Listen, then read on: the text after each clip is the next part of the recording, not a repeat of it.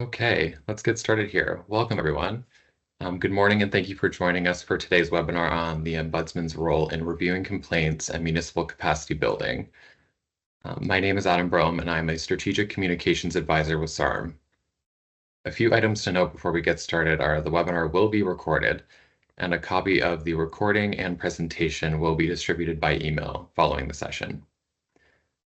Please submit any questions that you may have for the presenters through the chat, and they will respond once the presentation has concluded. If you experience any technical difficulties during the webinar, please let us know through the chat and we will do our best to troubleshoot. If you experience any issues with your audio or video, please first try logging out of the session and then rejoining. This will help to reset your device settings. Today's presenters join us from the Ombudsman Saskatchewan. Sharon Pratchler was appointed on November 1st, 2022 to her role as Ombudsman. She was a public law lawyer for 29 years before that in a range of roles. In her last role in executive government, Sharon was involved in obtaining a bilateral constitutional amendment to eliminate CPR's tax exemption from the 1880 agreement when the Transcontinental was built. Sharon is a gardener, a Rider fan, with a teenage son and husband in Regina, 3 cats, and 2 dogs. She also once walked across England, the skinny bit, not the long bit. We also have Nikki Smith with us today, who is the Assistant Deputy Ombudsman. Nikki has been with the Ombudsman Office since 2016 and has worked in various capacities, including intake, investigations, and now with a focus on municipal engagement and capacity building. Prior to joining the office, Nikki held roles in both the public and private sectors, focused on community engagement and local government. When not at work, Nikki can often be found out at the family cabin or finding new creative ways to spoil her niece and nephew. Now, without further ado, I will hand it over to Sharon and Nikki for their presentation. Good morning. Thank you, Adam. And I'm participating in this call, just so you know, remotely from Denair Beach. And then I'm going to switch over to my cell phone pretty quickly, so I'm going to throw it over to Nikki pretty quickly, and then I'll come back. Sounds good. I'll jump in, and hopefully the cell phone has a little bit better reception, Sharon. Okay, so Sharon's going to pop over to her cell phone, and hopefully she'll get a little bit better reception from that. It was just, I noticed some comments, people wondering what they missed. So Sharon was just providing some opening remarks, which we'll come back to her and let her do when she's back on the other application. She's up north right now, and so that is probably part of what the reception is up there. So just to get started, we're here today to talk about Ombudsman's role in reviewing complaints, and then also talk about our municipal capacity building piece, which is a bit newer for our office. So I'm just going to take control here. Just bear with me while I flip over to our presentation. There we go. So the mission of the Ombudsman Saskatchewan is to promote and protect fairness and integrity in the design and delivery of provincial government services. So this also includes municipal services, of course, as you are aware. In 2015, we did receive jurisdiction over municipalities. So a little bit about Ombudsman Saskatchewan. Some important things to understand about our office is that we are independent. So we're appointed through the Legislative Assembly. That means that we're not part of any particular ministry, nor do we report to any particular minister. Our appointment comes through the Board of Internal Economy. So Sharon, as our ombudsman, is appointed through the Board of Internal Economy, and that's also who approves our budget. The importance behind this is that it helps us maintain our independence, again, not reporting to a particular ministry, but also because the Board of Internal Economy is made up of members of both the sitting government and the opposition. So we are not necessarily advocates for the person contacting our office, nor are we advocating for the outcome that government seeks. But what we say is that we're on the side of fairness. So again, always trying to promote fair and reasonable process within government institutions, be they municipal or provincial. what can we do, or what do we do? So most of our work happens under the review of administrative decisions, and later on in the presentation, we will get into what that constitutes. We can also investigate system-wide issues, so we call those systemics, where we see an ongoing trend in a particular ministry or a particular program. We can come together and do a big, broad investigation on those undercurrents. The Ombudsman can make recommendations to government when she deems it's warranted. We can do fairness lens reviews. This is a really interesting piece that I think should be of particular interest for municipalities. So what a fairness lens review does is anytime a ministry or a municipality is looking to implement a new bylaw or policy or update a bylaw or policy, our office will provide a service in which we'll review that draft for you and be able to flag anything that we see that might be outside the norm for a fair process, or any gaps that we might see in the process itself. So it just gives you kind of that step up before you implement to know that you've got all your ducks in a row. That is a service that we provide completely for free. And as you'll hear is a theme throughout the presentation today, all our services that we offer, be it complaint handling, investigation, or training, are all free.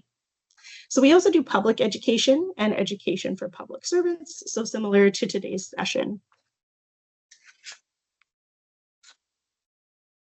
Who can we investigate? So we get this question a lot. It includes both provincial ministries, agencies, boards, commissions, crown corporations, tribunals, including the health authority, and then also municipal entities. So this would include, generally municipalities, but it also includes any committees and controlled corporations. It also includes council members. Just to give you a sense of what that looks like, for the government side, for the provincial government ministry side, it's about 230 ministries, agencies, boards, and commissions. And then on the municipal side, it's roughly 760 municipalities and each of their councillors. So when you think about it in those terms, close to 1,000 different entities that we have jurisdiction over, it's a lot to cover and probably explains why we are as busy as we are. So we have to be a little bit of jack of all trades in each of these different areas.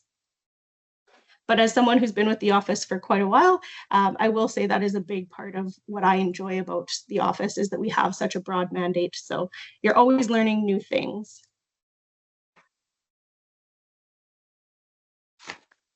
We wanted to go through some types of complaints that our office receives regularly, just to give you a sense of if that's something that you hear around your council tables, or maybe it's not. But one of the major areas that we receive complaints about is failure to provide public notice. So this might be for a road closure, it might be for an upcoming meeting. Rezoning is a big one. So there's a lot of rules around public notice that's required for rezoning. And so that's a complaint that we hear often. We receive complaints about council making decisions in camera. As a reminder, council is not permitted to make decisions in camera. Discussion can happen in camera, of course. Some conversations need to be private, but the actual decision that comes of any of those conversations needs to come out of that space and happen in a public domain, and the Act sets all those rules out. We receive complaints about council members, whether that's contravening code of ethics or contravening conflict of interest, both of which we're going to get into a little further along in the presentation. We sometimes get complaints about how a code of ethics complaint was dealt with. And again, we'll get into that further on as well. So not just the ethics complaint, but the process as well. Bylaw enforcement, particularly around nuisance bylaws, we get calls about that. And services, this is generally more in line with larger urban municipalities, things like utility disconnections for power and water in those larger centers. For those of you who haven't seen our annual report yet, this is just a little flavor of our numbers for 2024 in the municipal area. So you can see our heavy hitters there near the bottom: services, bylaw enforcement, Police, that means municipal police. So again, more in the urban setting, and code of ethics and planning and development. So those are the areas that we receive the most calls about in a year, or at least in 2024. But I would say this is pretty standard from year to year, where we receive the bulk of our complaints when it comes to municipalities.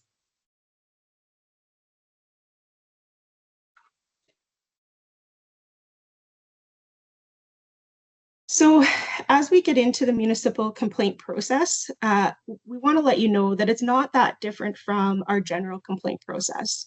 So we want to understand when somebody comes to our office, have they raised their concern with the municipality? Have they tried to engage in the process that is available to them? Such as, have they called the administrator for the information? Have they appeared in front of council if they have a question or a concern? Have they appeared as a delegate? Because we're independent, because we want to maintain that neutrality between both sides, we want to ensure that the municipality is aware that there's a concern that somebody has in the community and has had an opportunity to try and address it themselves first. Again, I'm going to speak in generalities here because sometimes the circumstances warrant our engagement ahead of that. But as a general practice, the first question we're going to ask folks calling us is, have you tried to work it out locally?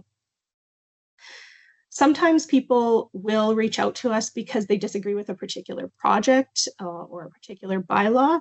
It's important to know that our office is not a substitute decision maker, which means that we don't have the power to overturn or impose decisions on council. Lots of people find that new when they call our office. They do believe that we have the ability to impose decisions. We don't. That being said, we want to make sure that council is making decisions in line with good policy and good process, in line with what their authority is within the Act.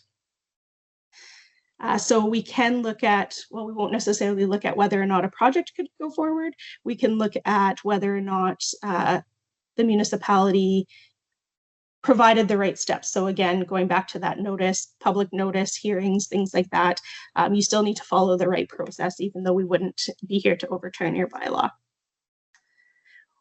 We usually try to help resolve a problem informally. And as we get into the presentation deeper, you'll see that this is a common thread, and a thread that we're trying to pull a little harder on right now with our focus on municipal engagement and capacity building. So if that doesn't work, though, we can still always look to investigate. Not every file that comes to our office is an investigation. So somebody might raise a complaint. We're going to walk them through the process, walk through what they've done, what they can do. And then if we have more questions, we might follow up with the municipality. But if there's going to be an investigation, you will be notified, and you'll be notified in writing as a municipality.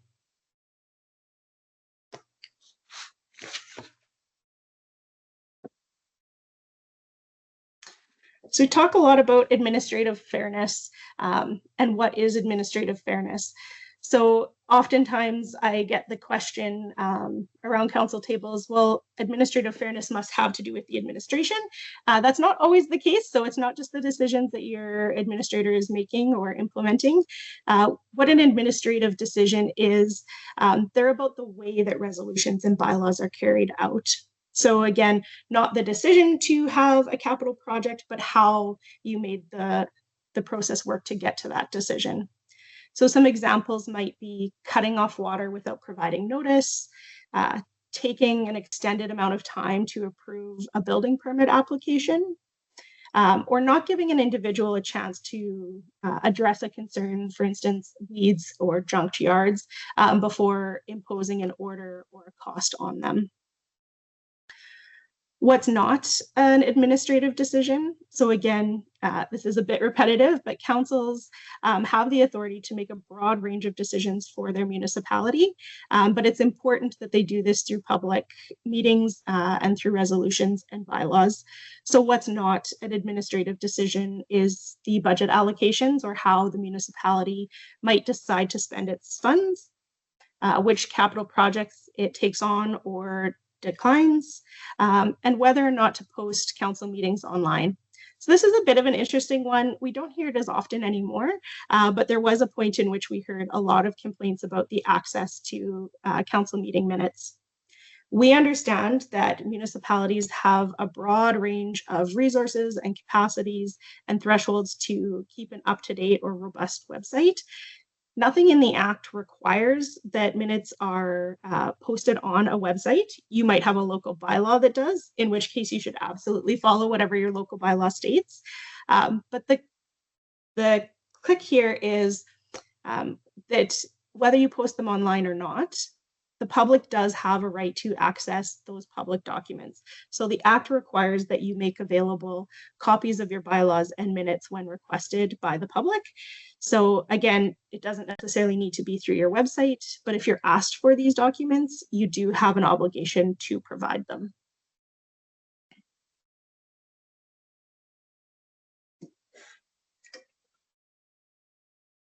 Okay, so as I said, we are going to get into code of ethics and conflict of interest coming up.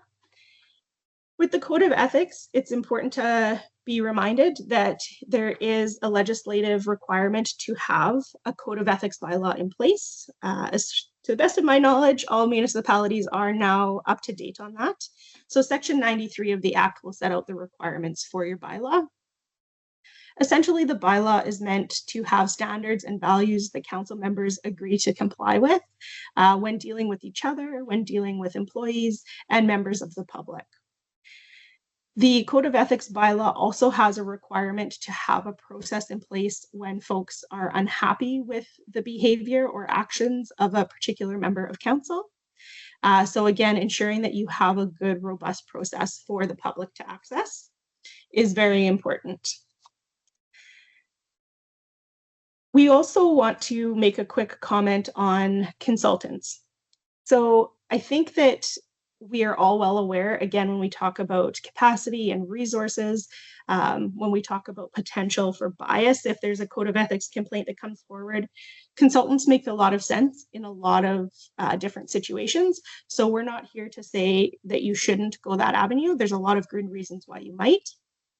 But what's important is that you remember that ultimately the decision still lies with council, and the onus to ensure fair practice also lies with council. So while there might be a number of activities that a council can delegate to external parties, whether it be for code of ethics or other things, you still can't delegate. You can delegate the activity, but you're not able to delegate your decision-making authority. And so what that means in the context of a code of ethics bylaw complaint is that while you can hire someone to do the investigation and see that through, again, for any number of reasons, you might want to go that way. But ultimately, if the consultant goes off script and isn't following the bylaw, the onus and the outcome is on council. So that's council's responsibility to make sure that the consultant is following the process. And if they're not, to get them back in line with the bylaw. It's also important that council understand what remedies can be sought under their bylaw for a code of ethics complaint violation. So for instance, if your bylaw sets out that you can only do A, B, and C, but your consultant suggests doing something entirely different that's outside the scope of your bylaw or potentially outside the legislative authority that you have, then you want to be mindful of that and make sure that you're not implementing such an avenue, because that's not going to be due process, that's not going to be fair, and that's often where our office ends up getting a call about the complaint.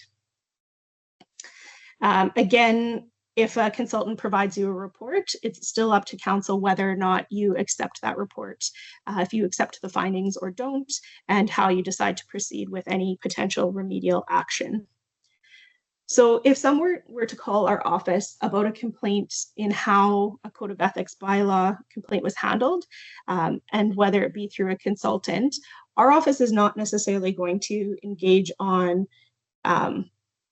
focusing our investigation on the consultant themselves. We're going to see how council handled or managed that relationship and ensured that the consultant was doing things in line with the bylaw.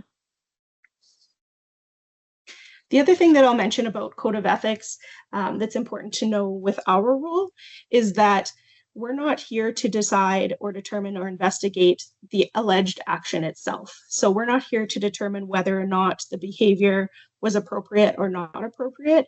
Again, our focus is on the process. So someone felt it was wrong, they submitted a complaint, what steps were taken, and what was the outcome, and how was that decision relayed?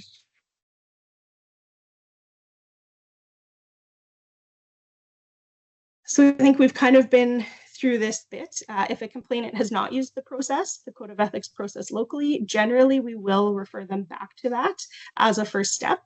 Again, knowing that there are some circumstances where we might look to gather some additional information first, or there might be an opportunity for us to engage early on the file. So such circumstances might include where you have multiple code of ethics complaints coming through around the table. So one member has submitted a complaint against another, and then that person has submitted a complaint back. There might be opportunities for our office to engage with you, come in, do some training, do a bit of a reset, lower the temperature, as we call it, to get everyone moving back on the same path. So again, not necessarily everything has to go through the formal process first, but as a general rule of thumb, we're going to want to make sure at least ratepayers are going through that initially. And again, I talked about the distinction between the alleged behavior and the process, and how our office would engage with that.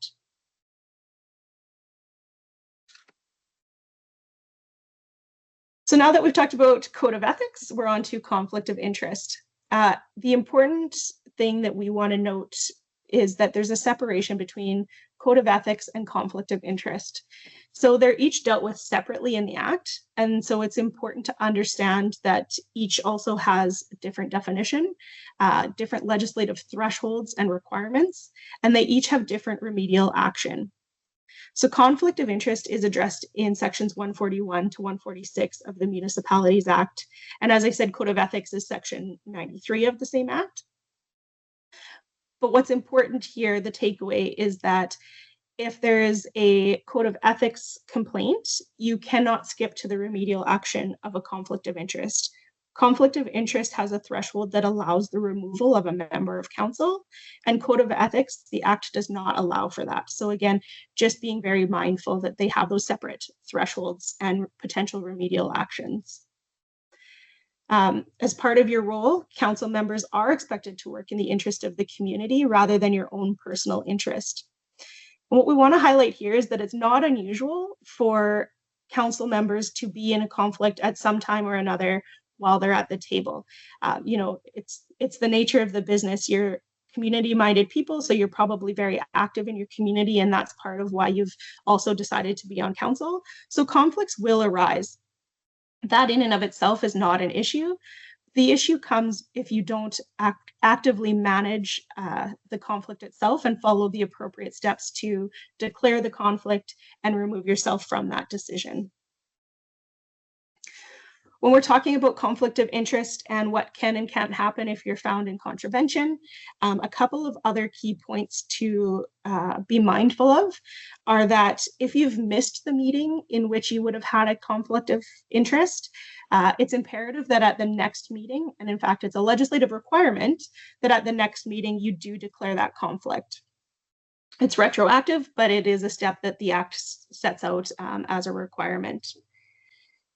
If you are found to be in contravention of the conflict of interest rules and your seat is vacated, whether you vacate it yourself or it's declared vacant by council, there's a really big impact. So not only are you removed as the elected official, you're not able to rerun or be back on council for 12 years. So that's a pretty significant threshold. If you are a council member who has been accused of contravening the conflict of interest rules and council has made a motion to declare your seat vacant, you do have an opportunity to appeal, but that window is very tight. The appeal process is through the courts, and I believe it's a 10-day window. So it's really important that you are aware of that as well.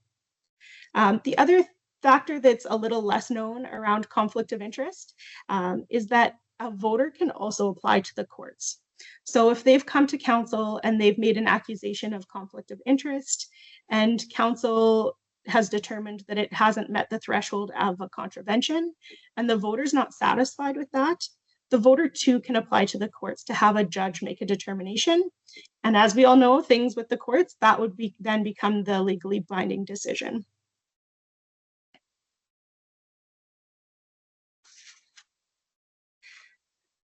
So just a quick little fairness comic. Who doesn't love a little Garfield in the middle of a presentation? So when we talk about fairness, it's all about wanting to be treated fairly and being respected. Poor Garfield just wanted to be treated fair. He didn't think it was too much to ask. And so, of course, why does he only get one cookie when John gets two? So this is just a good reflection or a good visual of reminding us that, thanks for the laughter, reminding us that fairness is going to look different it's going to look different for different people. So ensuring that you have good processes in place, ensuring that those documents and those decisions, making sure those processes and decisions are documented is going to go a long way in building public trust and taking the wind out of the sails of folks who believe that decisions are made on personal bias.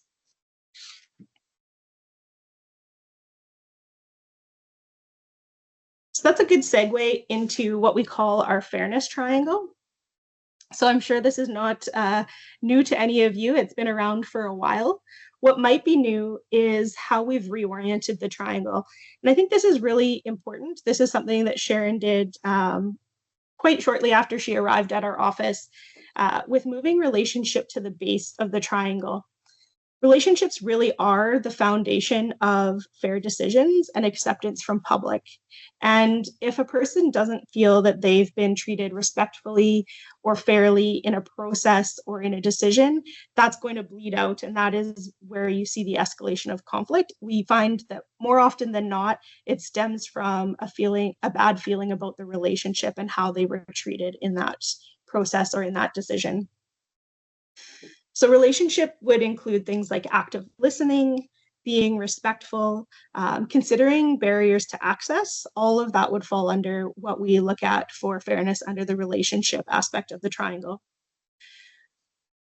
We then go up the left-hand side to look at process. Process is something that we probably hang our hat on quite a bit in our office. It's the how the decision was made. So the things like being free of bias, providing notice, allowing the stakeholders an opportunity to participate in the decision.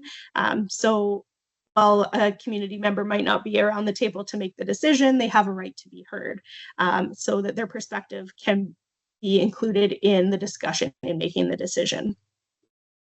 And the outcome, that's simply what was decided, but it's not that simple. Under outcome, the things that we're looking at are whether or not you had the legal authority to make the decision that you made.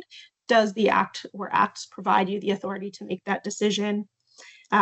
Maybe the act allows for you to make the decision, but you don't have a policy or bylaw setting out how that will transpire.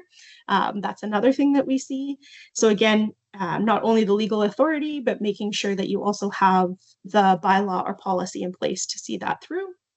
And when we look at what was decided, we also want to be able to see a clear connection between the findings, all of the information and facts that were gathered, and the ultimate decision that was made. So you need to be able to see how A plus B equaled C.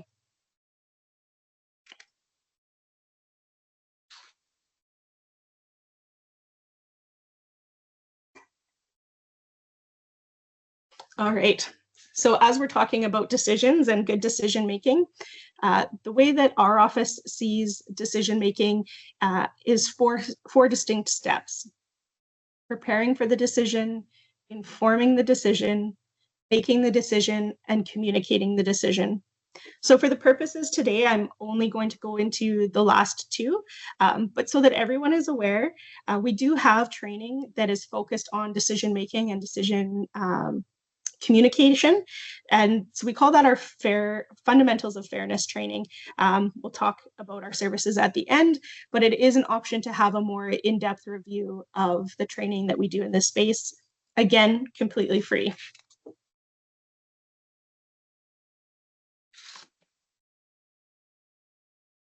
So when we talk about making the decision, again, going back to the triangle and remembering that you need to apply relevant legislation, policies, and procedures to the facts that you have on hand. Always considering whether or not discretion is warranted. So context matters. And ensuring that you can explain the decision. So as I was saying in the previous slide, you need to be able to connect the dots to say, here's all the information we gathered, and thus this is why the decision. If you're not able to explain the decision to somebody, it might be that you didn't have enough facts or information, and you should reconsider if you're ready to make that decision at that time.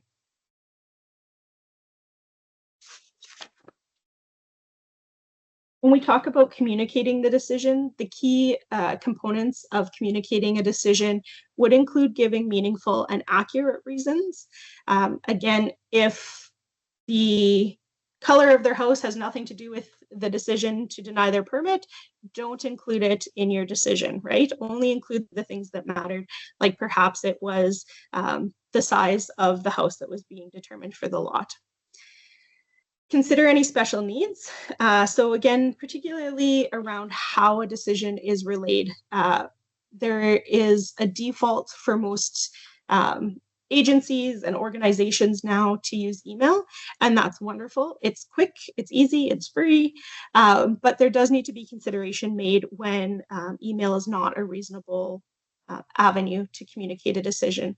For instance, if you have someone who you know doesn't engage regularly in email or is not technologically savvy, it would be maybe important to consider sending that decision out in a letter format or calling and advising that a decision is coming. So communicate in a way that makes the decision easy to understand. Again, this isn't new, but keeping it simple, keeping it straightforward. Don't get bogged down in legalese or bureaucratic language. That's more likely to confuse or frustrate the person receiving the decision. And I'm probably a broken record on this point by now, but connecting the dots to the information gathered. So again, your decision has to have a clear avenue of, here's the information we collected, this is what we considered, and this is why we made the decision that we made.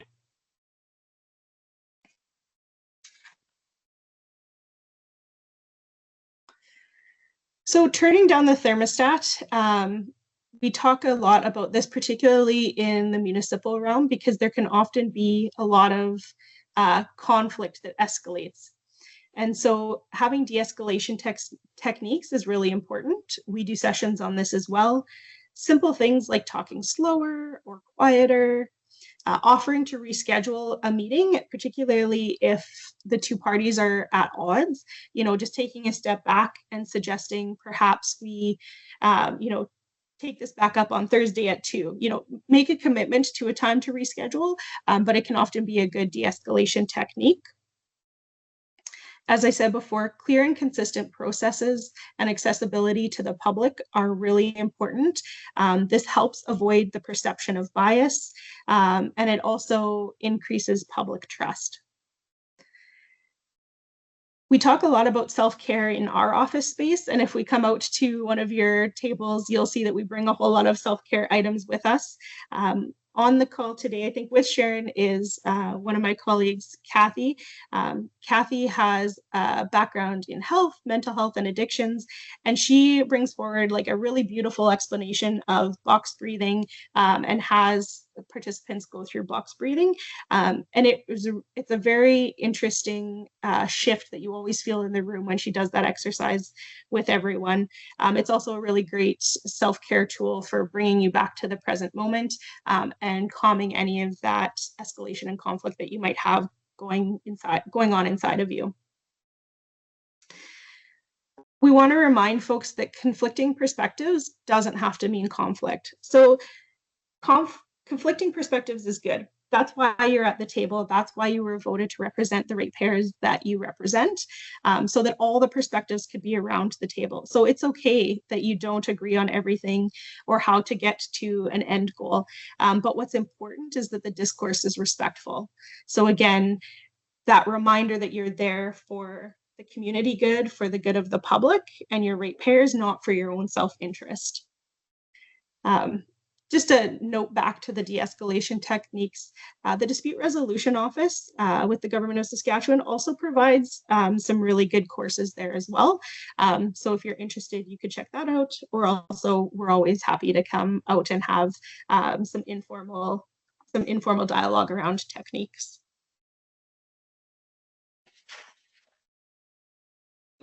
And that is a good segue into our municipal services. So this is the area that's, I would say, a little bit new in the way that we're promoting it, particularly to municipalities.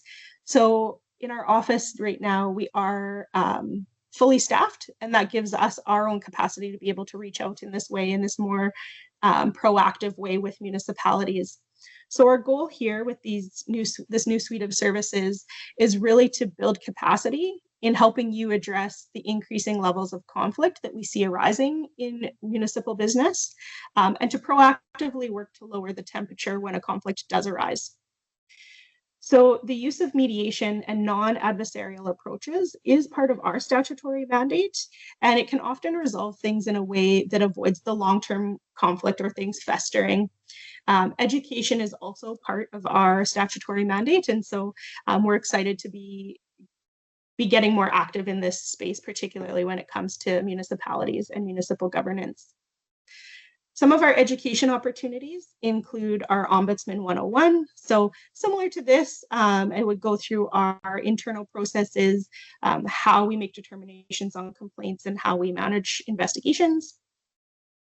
We talk about fundamentals of fairness. This is typically a 2-day course with ministries, but I think we're working on one specific to municipalities right now, which will be really exciting. And essentially, that's where you do the deep dive into the decision-making requirements, types of conflict, power, rights, and interests, understanding different perspectives in decision-making. And we also do the fairness lens reviews that I went into earlier. New to our suite of services is also the customized training that we're now providing to support you in your work. So this might look like conflict de-escalation techniques or managing situations involving high levels of conflict. It can be training around conflict of interest, code of ethics, or procedural fairness. But we're happy to have a conversation with your council or your administrator to really flesh that out and provide something that's best for you.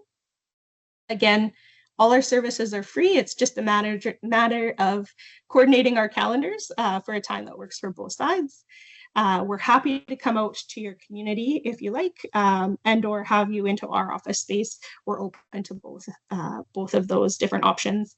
We also have an exciting session coming up in the fall with Ian McCormick that's going to be focused on incivility. More details are coming on that. The logistics are being settled as we speak. And so you should see something about that in your inbox in the coming weeks, which will also be an exciting bit of work. So I'm going to do this slide and then I'm going to flip it back to Sharon. So hopefully she's able to connect with us. Again, just a reminder that equity does not equal fairness. And some people have a hard time with that. So we provide this visual, as you can see in the comic. For a fair selection, everyone has to take the same exam. Please climb that tree over there. I don't know about you, but I'm thinking that fish might have a hard time getting up to the top branches. And again, it's just a reflection to show why discretion can be so important and why you need to provide reasons why you are or not willing to look at discretion, considering the needs and context of the facts when making a decision is also really important. So I'm going to leave it on that slide while I turn it back over to Sharon. I see her coming off the mic. So what we're really trying to do is provide the tools to municipalities to engage in non-adversarial methods to proactively deal with matters. And so that involves our office, and it's certainly a service that we can provide. And oftentimes there's a combination of things that are required, one of which is some education in different areas, and we can custom build that to suit the needs of the municipality, literally on the ground. Because as you'll see from Nikki's presentation, she's very polished and very well versed in the municipal area, given her background.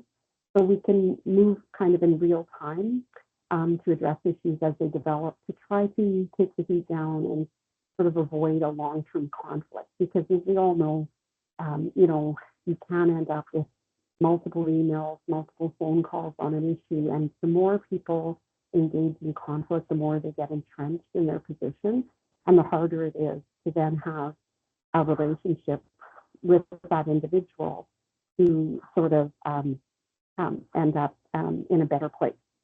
So, okay, well, that's better. So I'm just checking in. That's better. Okay, good. I'm just speaking right into the speaker now. Okay, so what we really want to do is provide that support to municipalities. So what we also like to do is give you practical examples that sort of help you in your work, that give you sort of that reminder in a very practical way. So I'm going to tell you a story. I'm going to share a story with you that really speaks to the conflict interest. And I responded to the question in the chat from Mr. Benoit about conflicts and the role of our office. But I'm going to give you a real practical example that I hope kind of hits you viscerally in the gut to kind of give you something to work with as you go ahead. So imagine if you might, a small farmer who has, you know, about a quarter section of land, maybe a little bit more if he rents another quarter from time to time, and really has his eyes set on acquiring some property that's right adjacent to his farm. And so what he does is he goes to the bank, or you can say financial institution, the local financial institution, and you can call it whatever you want in your mind, and says, I need a loan to acquire this land. Then it's going to put me in a whole different position if I have that land than I am now. And it's really for future generations of my family, and it's really important that we acquire that piece. And the bank says, well, it's a loan of a particular size that we have to take it to our board of directors. And so it's taken to the board of directors, and the board considers it, and they decline to grant the loan. And they advise the farmer of that decision. And then sometime later, the farmer realizes that in fact the land has been purchased by somebody who was actually a member of that board who made the decision about whether or not to grant the funding. And the implications for that farmer are that every day that he is on his farm doing his work, he sees that land and he's reminded of what he sees as a significant unfairness. And so, basically the point is that when you're thinking about conflict of interest, oftentimes people focus on themselves and whether they're in a conflict. And that's important because you have to think about whether the rules apply in your situation or not. But what's equally important is that you think about the impact on the person who believes there is a conflict. And that impact can be real in terms of objectively viewed, or it can be a perception. But in either event, that impact is really huge. And so when you think about a conflict analysis, apply the rules, but also think about what is the long-term effect on your community and your ability to deliver your mandate as local governance if that person that you're dealing with viscerally, in their gut, believes they're being treated unfairly because there's a bias on the part of the decision maker. So I just wanted to give you a practical example to work with. And we can do more of that when we come out to see you. But I also wanted to just express our commitment to providing resources to municipalities in a way that we haven't previously. So I'm just going to flip it back to Nikki for any questions that people might have.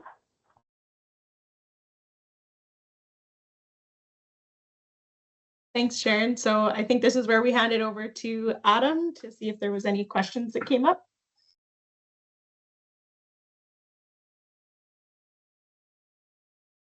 Perfect. Thanks so much, Nikki and Sharon, for both your presentation and those practical examples. We do have a few minutes left here, so we can answer some of those questions that came in. It looks like Sharon has been busy in the chat and answered a few on the way. So we will pull a few others that came in, which the first one is, will you come to our community or do we come to you? Yeah, so we would be really excited to come out to your community. a time and place that works for you. You're also invited to our offices. Again, it's about finding time in the calendar that works for all of us. Generally, when we're going out to the community, we are asking for about 2 hours for a kickoff session, but we can discuss that with your administration or with your mayor, whichever councillors delegated to connect with us. Perfect. Thanks, Nikki. Another one that came in is, will we know if there is a file or investigation open with our office? Or Yes. sorry, with your office, with the ombudsman. For sure. So lots of times your administrator is likely to receive a call from our staff when we're in that informal stage. So it might be an intake file or something that we're looking to understand whether or not it can be resolved through one of our non-adversarial approaches, which we also refer to as ER or early resolution. But if there's a formal investigation happening, you will be informed via a letter. So we provided in writing that the municipality is under investigation by our office. We set out the expectations of all the parties, and we also scope the work of the investigation. So it'll be very clearly defined for you, and it will be in a letter. What I would ask, though, is that if you are receiving phone calls from our office, again, we're trying to find ways to move everyone forward in a positive way, resolve conflict early on without having to take those formal steps. So just ask that you do engage with our staff when they're calling and provide the information that they're asking for. It helps everybody in the long run. Great, thanks, Nikki. Again, if anyone has any questions, please feel free to throw those in the chat. Another question we got here is, what if council declines the recommendations of the ombudsman? Yeah, so I mentioned this briefly at the outset that we're not here to impose or overturn decisions on council. So similarly with our recommendations, we're not an enforcement agency. So we make these recommendations in a way that we hope benefits the community. The Ombudsman Act does allow for our ombudsman, for Sharon, to make any comment publicly or public reports that we deem necessary or in the public interest. Also, an interesting thing with the Municipalities Act is that based on one of our investigation reports, and again, recommendations come out of those investigation reports, the Municipalities Act Section 399 does allow for the Minister of Government Relations to direct council or impose those recommendations on council if they deem it's warranted. So while our office doesn't directly have that enforcement power with our recommendations, the Municipalities Act does allow for it through the Ministry of GR, through the Minister of GR. So just a little note there. Great, thanks, Nikki.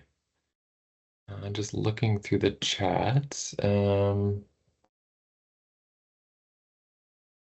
It looks like we do have one more question, and it's, why isn't the complainant made aware of an investigation and or if it isn't taken on by the Ombudsman Office? So I'm not sure I fully understand the question, but essentially when someone comes to our office with a complaint, we would typically talk them through our process, and if and when it did get to a point where a formal notice was issued that we were going to investigate, generally speaking, the complainant would be informed that it's hit that formal threshold. Depending on how things transpire through that process, they may or may not be provided with a report or a summary after it's done. But again, that would be at the discretion of the ombudsman. Sharon, I don't know if you want to jump in on that at all.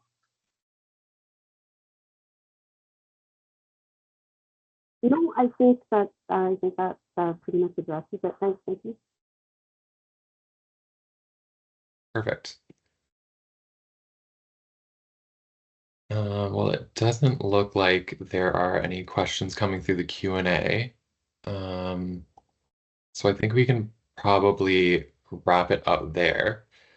So I just want to thank you, Nikki and Sharon, for joining us today and presenting to our membership. This was a lot of really good information that I'm sure our members found super valuable.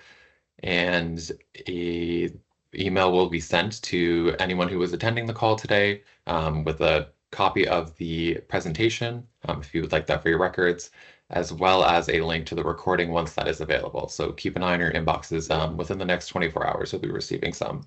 And we'll also include the contact details for the Ombudsman office, just in case you have any additional inquiries or require any further clarification on anything. So thanks everyone, and enjoy the rest of your day. And thanks Adam and SARM for having us here today, and for everyone who joined us. Appreciate it.